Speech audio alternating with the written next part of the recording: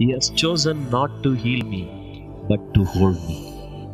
ದೇವರು ನನ್ನನ್ನು ಆರಿಸಿಕೊಂಡಿದ್ದು ಗುಣಪಡಿಸಲಿಕ್ಕಲ್ಲ, ಗಟ್ಟಿಯಾಗಿ ಹಿಡ್ಕೊಳ್ಳಿಕ್ಕೆ ಅಂತ ಹೇಳಿ. ನಾವೆಲ್ಲ ಯೇಸು ಸ್ವಾಮಿ ನಂಬಿ ಬರ್ತಾ ಇರೋದೇನಕ್ಕೆ? ದೇವ್ರು ನಮ್ಮನ್ನ ಏನ್ ಮಾಡ್ಬೇಕು? ಗುಣಪಡಿಸ್ಬೇಕು.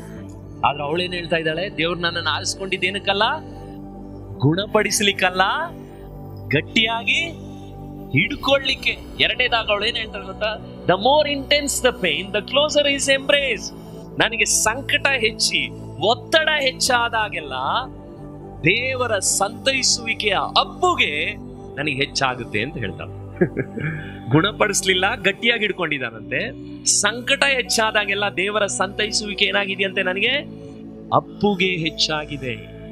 ಅದಕ್ಕೆ ಇವತ್ತು ಬೆಳಗ್ಗೆ ನಾವು ಯಾರಾದ್ರೂ ಸಂಕಟಗಳಲ್ಲಿ ಹಾದು ಹೋಗ್ತಾ ಇದ್ರೆ ಒಂದನ್ನ ನಾವು ತಿಳಿಬೇಕು, ನಮ್ಗೊಂದು ನಂಬಿಕೆ ಬರ್ಬೇಕೇನಂದ್ರೆ, ನಮ್ಮ ಜೀವಿತದಲ್ಲಿ ನಾವು ಹಾದು ಹೋಗ್ತಾ ಇರುವಂತ ಸಂಕಟಗಳ ಮೇಲೆಲ್ಲ ನಮ್ ಗಮನ ಹೋಗ್ಬೇಕಾಗಿರೋದು, ಅದನ್ನ ಮೀರಿ ಆದರಣೆ ಮಾಡುವಂತ ದೇವರ ಬಳಿಗೆ ನಮ್ ಕಣ್ಗಳು ಹೋಗ್ಬೇಕು.